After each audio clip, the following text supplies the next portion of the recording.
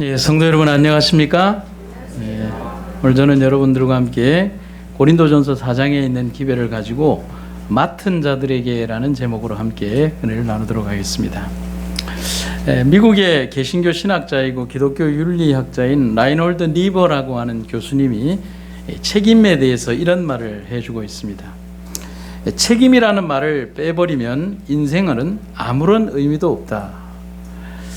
니버 신학자의 말처럼 책임감은 우리 인생을 끌고 가는 가장 중요한 요소라고 말할 수가 있겠습니다.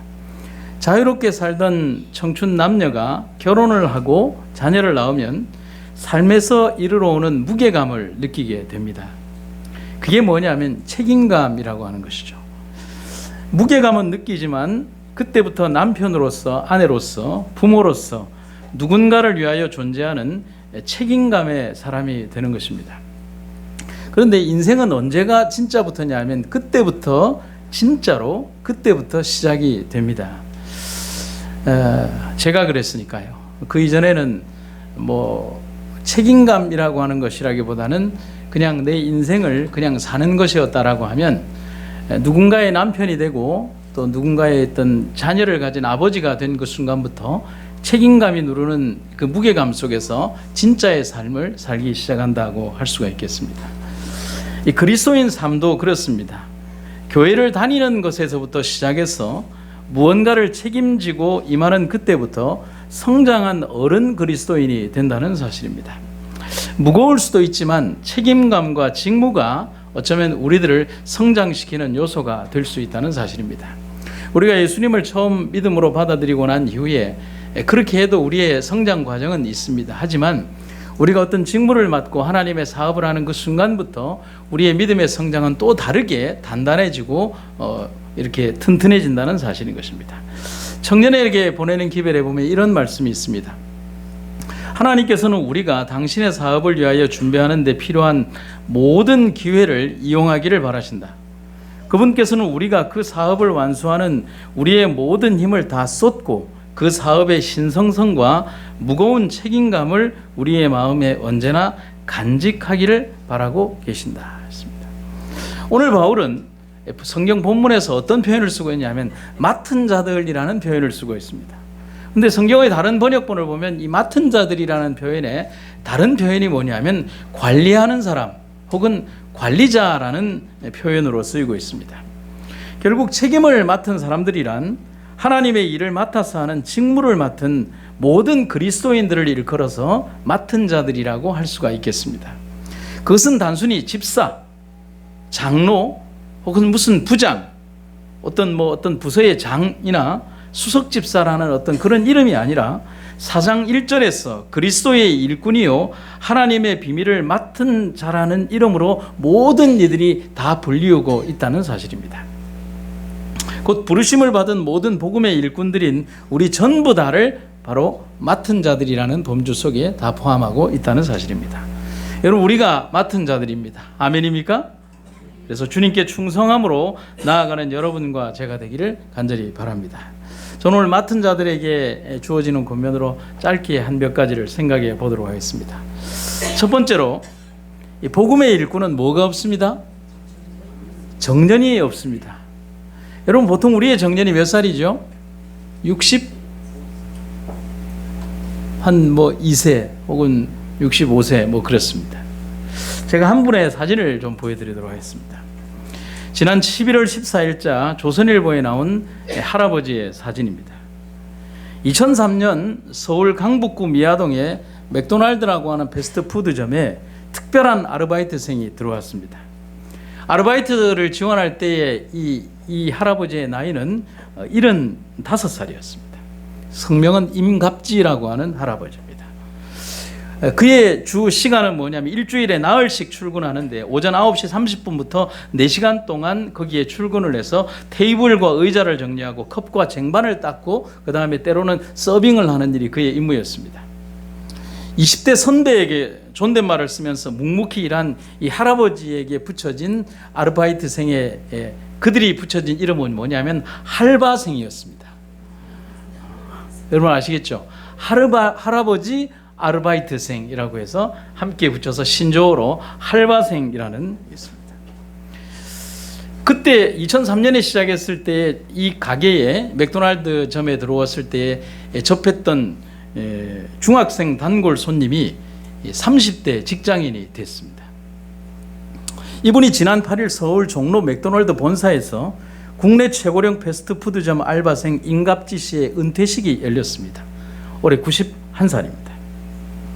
그는 여전히 건강하지만 이제 좀 노년을 가족들과 함께 보내자라고 하는 가족들의 간곡한 요청에 의해서 은퇴가 아닌 퇴사를 하기로 결정을 했습니다. 여러분 단어 선택을 잘 들으셔야 합니다. 뭐가 아니고 뭐라고요?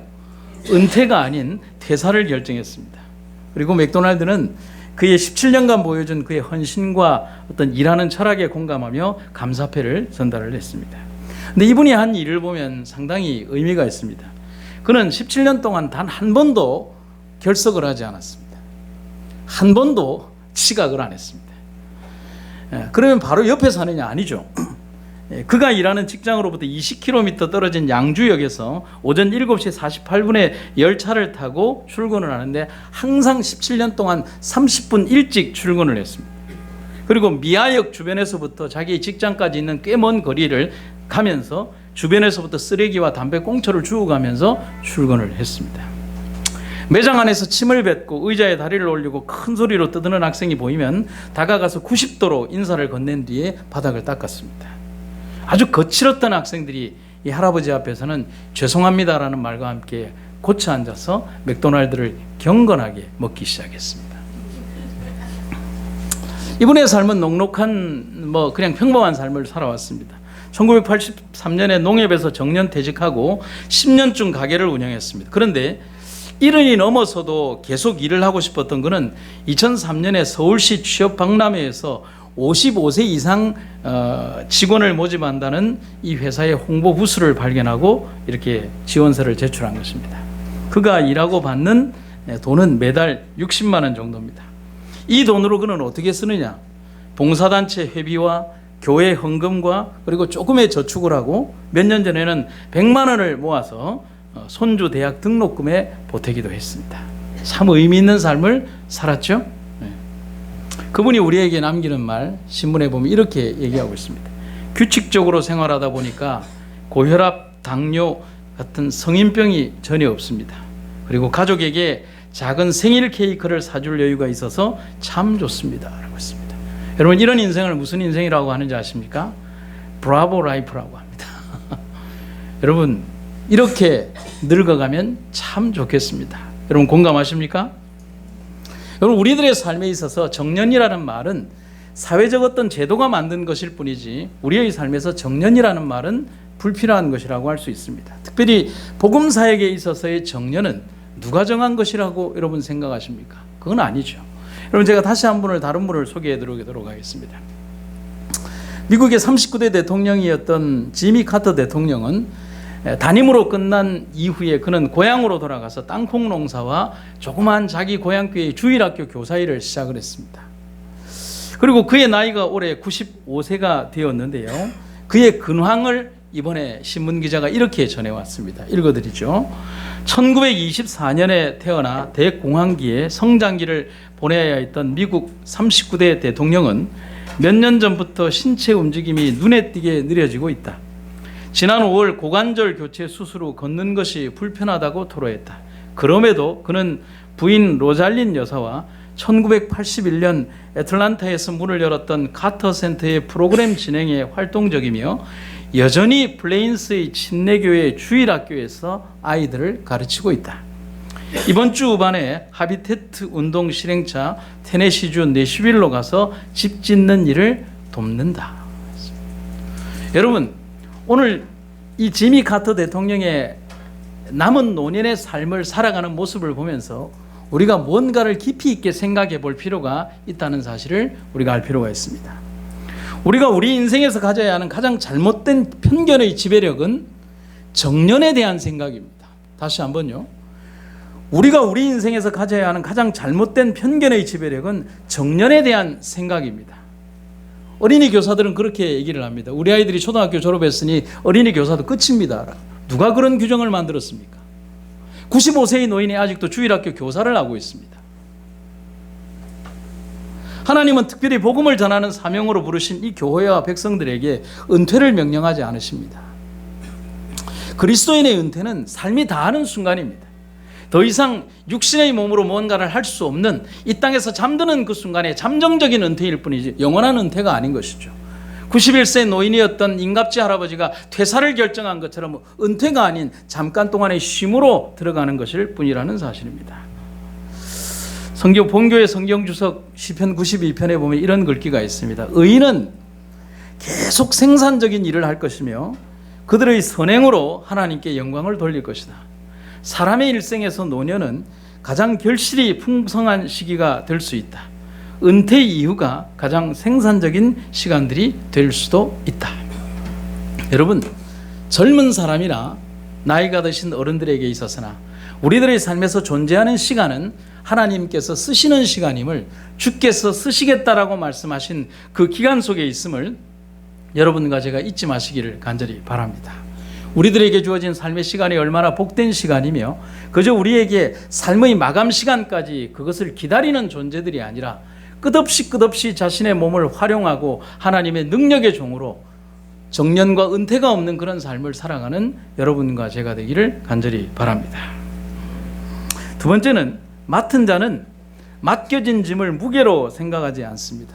여러분, 제가 PPT 배경 그림을 할 때 상당히 고민을 하는 게 있습니다. 왜냐하면 어떤 그림을 넣을까라고 할 때 이렇게 찾다가 보니까 이런 그림이 나왔습니다. 여러분, 제가 왜 이 그림을 썼을까요?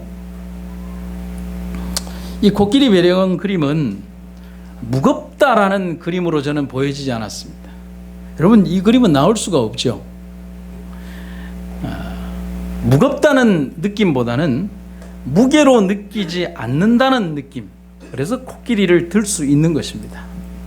여러분들이 살아가면서 짊어지는 삶의 모든 무거운 짐들을 킬로그램 단위로 환산을 하면 여러분들은 절대로 그것을 들 수가 없습니다. 그러나 여러분들이 살아왔던 삶의 모든 그 무게감들은 무게나 킬로그램 단위로 느끼는 것이 아니라 내가 감내해야 되는 감당의 범위로 내가 끌어안는다는 사실인 것이죠. 여러분, 제 얘기를 조금 드리도록 하겠습니다. 시골에서 목회를 하면서 가장 필요했던 것은, 제가 시골에서 한 7년간 한 교회를 담임하고 6교회를 동시에 담임해서 7교회를 담임하게 됐을 때, 꽤 오래 전이죠. 신방을 가서 신방 과정에서 말씀을 전하는 것도 중요했지만 시골집마다 아주 골치 아프게 안방을 차지하고 있는 물건이 있었는데 컴퓨터였습니다. 제일 좋은 자리에 이렇게 떡하니 있습니다. 근데 문제는 대부분의 가정들, 10가정이면 9가정, 20가정이면 19가정 대부분들이 그 컴퓨터가 작동을 안 합니다. 물어보면 몰라요, 언제부터 안 돼요 라고 하는 말밖에 안 합니다. 그래서 버리기는 너무 고가니까 버릴 수 없고 고쳐주는 데는 없고, 그러니까 안방에 딱 모셔놓고 200만 원짜리 컴퓨터를 그냥 모셔놓고 아무리 해봐야 되지도 않는 거를 그냥 버릴 수는 없어서 또 둔 것입니다. 예배가 이제 신방 예배가 끝나면 일상적인 대화를 하면서 자연스럽게 그 방 안에, 안 그래도 시골집 방들이 작은데 컴퓨터 하나가 큰 게 자리하고 있고, 여러분들 옛날 모니터는 CRT 모니터라고 해서 앞뒤가 툭 튀어나온 겁니다. 이렇게 아시죠? 네, 이렇게 툭 튀어나온. 그러니까 자연스럽게 대화를 하다 보면 컴퓨터 얘기로 갑니다. 그러면서 거의 10중에 8, 9 대부분들이 근심을 하면서 목사님 좀 고쳐주시면 안 되겠습니까? 그런데 여러분, 저도 역시 그때 당시에 컴퓨터를 1도 알지 못했습니다.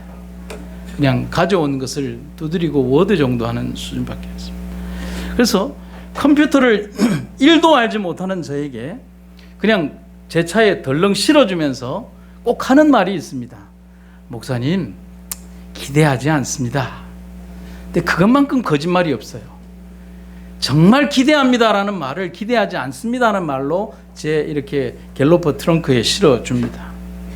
그럼 모든 기대를 안고 하고 맡긴다는 것을 알기 때문에 부담이 여간 큰 것이 아닙니다. 여러분, 차에 대해서 잘 모르는 사람이 길 가다가 차 고장 나면 꼭 하는 행동이 있습니다. 뭘 하죠? 본넷도 열고 지가 뭘 한다고 그걸 보고 있습니다. 대부분의 그래 보고 있는 사람들은 아무것도 모릅니다. 가져와서는 잘 알지도 못하는 컴퓨터 1도 알지 못하는 제가 차가 고장나면 본넷들을 열듯이 컴퓨터 본체를 열고 그냥 가만히 들여다보는 것입니다. 들여다보면 세상 모든 컴퓨터는 다 똑같아요. 안에 보면 마더보드라고 하는 보드가 있고요. 슬롯이 몇 개 있고요. 뭐 이렇게 펜이 돌아가는 거 있고요. 뭐 그리고 뭐 이렇게 끼우는 거 있고요. 다 똑같아요. 그래서 이걸 어떻게 하나? 어떻게 하지? 덜렁 가지고 왔는데. 그래서 이제 컴퓨터를 잘 아는 어떤 분에게, 지인에게 전화를 하니까 4명, 5명의 전화를 하면 똑같은 말들이 이렇게 와요. 제가 그대로 그때 기억을 해서 써봤습니다. 슬롯을 빼서 지우개로 닦아봐라. CMOS로 들어가라. 여러분 지금 무슨 말인지 모르시겠죠? 포맷을 해라. 인스톨을 해라. 그럼 제가 이 무슨 말인지 아무것도 몰랐습니다. 아무것도 모르는 알지 못하는 방언을 들으면서 제일 먼저 한 게 뭐냐면 지우개는 알아들으니까 슬롯을 빼가지고 그것도 잘못 빼어가지고 이렇게 부러뜨리기도 했는데 이렇게 제껴서 뺀다는 것도 모르고 그렇게 제껴가지고 지우개로 닦고 넣었습니다. 그런데 이게 무슨 일인지 그렇게 엉터리로 하는데 고쳐진 겁니다. 네, 엄격히 얘기하면 고쳐진 게 아니라 뭐 헐거웠던 게 이제 다시 붙으면서 먼지가 없어지면서 된 것 같아요. 됐어요. 네, 여러분 문제는 거기서부터 시작이 됐습니다. 이게 안 고쳐져야 하는데 목사님이 가지고 가서 우리 집 낡은 컴퓨터를 고쳤다는 소문은 시골은 정말 소문이 빠릅니다. 제가 오늘 저녁에 어느 교인과 어디 가서 뭐 순두부찌개를 먹었다는 얘기를 그 다음날 장로교 목사님을 만나면 그 순두부찌개가 맛있더냐고 장로교의 목사님이 제게 묻습니다. 그런 동네거든요. 그날 이후로 시골에 있는 교인들은 저희 집에 고장난 컴퓨터를 가져오기 시작했습니다. 아시다시피 지금과는 좀 상황이 많이 다릅니다. 큰 본체도 옛날에는 컸습니다. 그리고 주렁주렁 달린 마우스와 키보드, 툭 튀어나온 CRT 모니터라고 하는 브라운관 모니터죠. 근데 그게 하루에 한 대씩 오는 게 아니라 하루에 여러 대씩 오기 시작한 것입니다. 어떤 때는 한 대, 어떤 때는 3대, 어떤 때는 7대가 저희 사택 거실에 빼곡히 있었습니다. 그러면 이제 이 기겁을 하는 저희 집 사람이 방에는 못 가지고 들어가게 하니까 거실에다가 7대를 다 설치를 하고 전기를 연결한 다음에 어떻게 운신할 폭이 없으니까 그 컴퓨터를 사이에 두고 이렇게 뺑 이렇게 둘러놓은 다음에 그 중간에다가 조금 한 1인용 돗자리 하나를 깔고 그 베개를 놓고 거기에 자면서 밤새 지우개로 닦는 것입니다. 지우개로 닦고 이제 그거는 됐으니까 그 다음에는 뭘 하느냐 하면 이제 뭐 어디 CMOS라고 해서 이제 CMOS라고 하는 게 있는데 거기를 어떻게 들어가는 방법을 해서 이렇게 컨트롤 키와 뭐를 막 두드리면 이 컴퓨터가 부팅이 될 때 거기로 들어갑니다. 그것도 나중에 배운 거예요. 들어가니까 거기서 뭘 해라 그래서 이제 학습, 이제 또 플러스 1, 또 학습. 그리고 그다음에 인스톨이 뭐냐고 하니까 도대체 알아먹을 수가 없는데 인스톨은 뭐 이렇게 하는 건데 뭐 어떻게 하고 막 방언인데 그걸 또 막 받아 적어 가지고 이렇게. 근데 참 좋았던 것은 컴퓨터가 7대니까 학습이 굉장히 빨라요. 그러니까 한 번을 7번을 하니까 그러니까 언놈이 하나 걸려도 걸리는 거예요. 그러니까 근데 다 증상이 다른 것 같지만 비슷비슷하게 고장난 컴퓨터들이 고칠 길이 없는 고장난 컴퓨터가 우리 집으로 배달되기 시작한 것입니다. 심지어 노트북도 가져오는 거예요. 그리고 최신 컴퓨터까지. 그리고 제 동료는 제가 살았던 경북 봉화의 끝자락에 있었는데 경북 의성에서 2시간 동안 차를 몰고서 고쳐달라고 가져온 것입니다. 그리고 들어오면서 제게 했던 말이 잊어버리지도 않아요. 여기 명의가 있다고. 목사님은 고쳐주세요. 아까도 말했듯이 컴퓨터 1도 모르는 제가 가진 기술은 고쳐줘야 한다는 의무감 하나로 거실에 놓인 컴퓨터를 고쳐야 했습니다. 정확히 얘기하면 만졌다가 정확한 표현입니다. 제가 왜 그렇게까지 했냐면 시골 교인들은 어디 기댈 언덕이 없습니다. 선풍기 하나를 사도 사기가 너무 힘들고요. 뭔가 이 전자제품을 고친다는 것은 너무나 힘이 드는 거예요. 그분들이 2만 원, 3만 원짜리 물건 하나의 전자제품이나 선풍기 하나를 사기 위해서 얼마나 많은 노력을 해야 되는지를 제가 알고 있고요. 그리고 150만 원이 넘는 200만 원 가까운 그 컴퓨터 하나를 사기 위해서 얼마나 많은 희생을 해야 했는지를 알기 때문에 제가 거절을 할 수가 없었습니다. 그렇게 그곳을 떠나기까지 7년을 제가 거기 있었는데 무허가 수리는 계속됐고 떠나기까지 제가 정확하게 몇 대인지 몇 대를 고쳤는지 제가 기록을 해놓지 않았습니다. 그런데 문제는 다 고쳐졌다는 것입니다.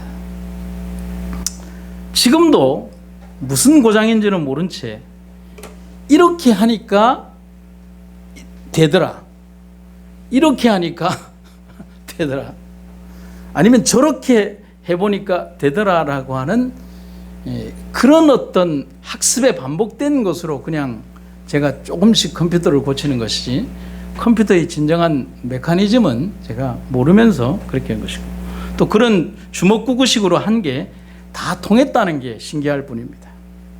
여러분, 제가 그래서 이 뒤에다가 이 문장을 써왔습니다. 이 얘기를 듣고 컴퓨터 가져오시면 안 됩니다. 그때나 지금이나 제가 고친 게 아닙니다.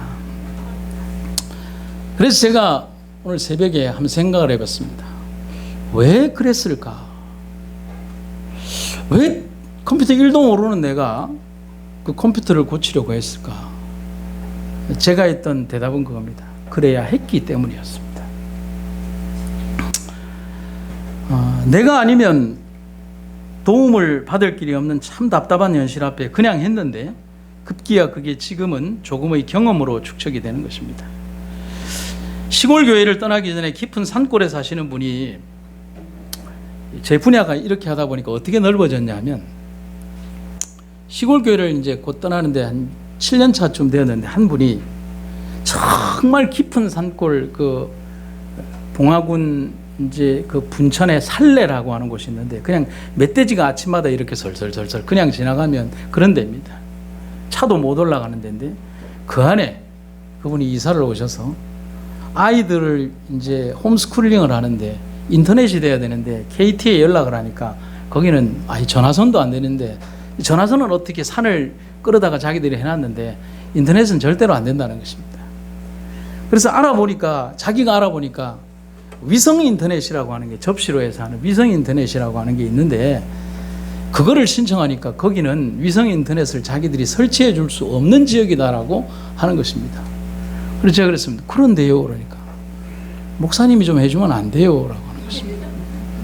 저는 위성 인터넷을 본 적도 없습니다. 그래서 또 아까도 말씀드렸듯이 그냥 해줘야 된다는 책임감 때문에 저하고 궁합이 잘 맞는 집사님 한 분이 있습니다. 해볼래? 그러니까 해보자고 했습니다. 그래서 중고시장에서 위성 접시 안테나를 덜컥 샀습니다. 사보니까 얼마나 큰지 몰라요.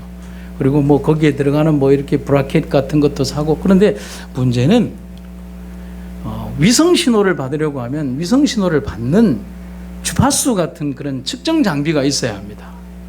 우리가 그걸 몰랐거든요. 그래서 우리가 어떻게 했냐면 전파상에 가서 조그마한 테레비 하나를 빌려와가지고 테레비를 가져다 놓고 그걸 주파수를 잡기 시작했습니다.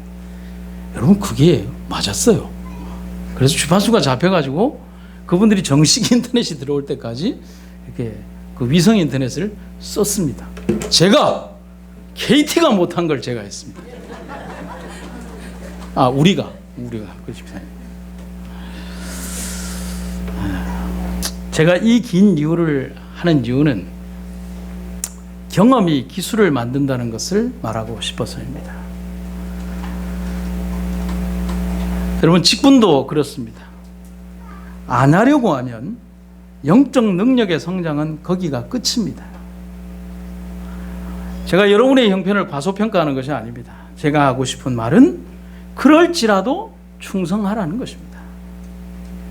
그게 축복의 이유고 그리스도인 삶의 이유이기 때문인 것입니다. 교회는 전문가 집단이 모이는 곳이 아닙니다. 재물을 전문적으로 한 사람이 와서 재물을 하는 게 아니고, 사회를 전문적으로 했던 사람들이 와서 사회를 하는 것이 아니고, 봉사를 전문적으로 했던 사람들이 와서 봉사하는 것이 아니고, 어떤 일들을 전문적으로 했던 사람들이 와서 하는 게 아니라 그냥 그리스도의 사랑에 매인 사람들이 와서 그 일들이 맡겨질 때 배우고 학습하며 그 일들을 해나가며 경험을 습득해 간다는 것입니다. 제가 오늘 조금 무례한 글일 수도 있는 글을 이렇게 한번 써왔습니다. 새벽에 연세 많으신 집사님들과 우리 교우님들, 교회 나오기 참 힘드시지요. 그래도 부지런히 교회를 오십시오. 여러분 삶이 은퇴했다고 믿음마저 은퇴해서는 안 됩니다. 피곤하고 연로한 육신을 이끌고 예배당에 나오시고, 노력해서 저녁 예배도 나오십시오. 새벽 예배도 나오십시오. 그리고 그런 건강을 먼저 달라고 기도하십시오. 그렇게 삶을 더 바쁘게 사시기를 제가 간절히 바랍니다. 우리의 남은 세월을 조금 더 바쁘게 그리고 의미 있게 마무리합시다. 맡은 자들에게 구할 것은 충성입니다. 여러분, 우리 젊은 분들에게도 이렇게 말씀드리고 싶습니다. 나이가 들어도 신앙의 나이는 젊어야 합니다. 젊은 사람들의 신앙의 나이는 더 청춘이어야 합니다. 믿음 안에 노인은 없습니다. 믿음은 오직 청춘만이 있습니다. 여러분, 우리가 이 사실을 잊지 마시기를 간절히 바랍니다. 여러분, 우리가 지난 10월 달에 전도회를 했습니다. 여러분, 훌륭한 목사님이 오셔서 전도회를 했을 때 은혜 많이 받으셨습니까? 감동 많이 받으셨습니까? 아닌가 봐요. 이 대답이 이래가지고 안 되는데, 은혜 많이 받으셨습니까? 저는 지난 전도회 때 제가 은혜를 받은 가장 1순위가 설교가 아니었습니다. 물론 목사님의 설교가의 은혜를 못 받았다는 게 아니라 그 목사님의 설교보다 더 큰 감동을 준 한 장면이 매일매일 있었습니다. 두 분의 성도님 때문이었습니다. 제가 이름을 거명하지 않아도 아실 겁니다. 사정상 교회가 차량을 운행하지 못했습니다. 그럼에도 몸이 불편한 집사님과 또 다른 성도님 한 분이 하루도 빠지지 않고 이 전동 스쿠터를 타고 전철을 타고 교회를 오셨습니다. 얼마나 여러분 이 거리 오는 게 힘들다는 사실을 여러분 알고 계시죠? 다른 사람들보다 2시간 이상 일찍 나와서 다른 사람들보다 2시간 이상 늦게 들어가야 되는 어려운 과정입니다. 그렇게 일찍 나와서 전동차에 타고 전철역으로 가서 다시 이곳 교회까지 첫날부터 마지막 날까지 그분들이 보여준 모습에서 저는 가장 큰 감동을 느꼈고 감사함을 느꼈습니다. 여러분, 충성이란 그런 모습이겠지요. 아니, 그 모습이었습니다. 그리고 그런 모습일 거라고 저는 감히 말씀드리고 싶습니다. 저는 여러분들에게 이런 말씀을 드리고 싶습니다. 짐을 무게로 느끼면 무겁습니다. 하지만 내가 진 삶의 무게에 자녀도 있고 가족도 있고 은행 대출금도 있지만 그것을 내려놓을 마음은 전혀 없습니다. 여러분, 내려놓으라 그러면 내려놓으시겠습니까? 내려놓을 수 있는 게 아니잖아요. 왜냐하면 그것을 무게로 느끼지 않고 내가 목숨 걸고 지켜야 할 책임감이라고 생각하기 때문에 오히려 그것을 끌어안습니다. 예수님을 믿는 믿음도 하나님 사업에 대한 직무도 그렇고 그렇게 내가 목숨 걸고 지켜야 할 일이라고 저는 생각을 합니다. 여러분, 그래서 짐이 아닙니다. 내가 진 것은 내 삶이고 내 존재의 이유며 그리스도인 삶의 존재의 이유라고 하는 사실을 우리가 기억하시기를 간절히 바랍니다. 마지막 세 번째로, 맡은 자는 끝까지 충성해야 합니다. 요한계시록 2장 10절에 보면 이런 말씀이 있습니다. 네가 죽도록 충성하라. 그리하면 내가 생명의 면류관을 내게 주리라. 여러분, 충성의 구성 요소 중 가장 중요한 내용들을 이렇게 요소들을 찾으면 한 세 가지가 나옵니다. 충성 안에는 인내가 있어야 하고요, 정직이 있어야 하고요, 변함 없음이라고 하는 것이 있어야 합니다. 충성은 그리고 단기전이 아닙니다. 며칠 혹은 얼마까지라고 시간이 정해진 것은 충성이 아닙니다. 그래서 19세기의 영국 예술평론가인 러스킨은 우리에게 이런 얘기를 합니다. 살아서든 죽어서든 너의 책임을 완수하라. 이 말을 다르게 얘기하면 우리는 살아서도 그리스도인이지만 죽어서도 그리스도인이라고 하는 사실인 것입니다. 그래서 충성의 범위는 우리의 전 생애를 다 포함하고 있습니다. 또한 그 주인 앞에 정직하고 변함이 없는 모습으로 살아가는 종으로 성경은 말하고 있습니다. 오늘 우리에게 묻습니다. 우리는 충성된 종인가 하고 말입니다. 살아가며 필요에 따라 충성하고 필요하면 울고 탄원하고 원하는 게 있을 때만 하나님 편인 사람인가 하고 말입니다. 불행히도 그런 사람들, 그런 그리스도인들이, 아니 내 자신이 그렇게 너무 많은 행동을 했음을 예수님은 안타까워하십니다. 누가복음 18장 8절에 보면 인자가 올 때에 세상에서 믿음을 보겠느냐라고 말씀하셨습니다.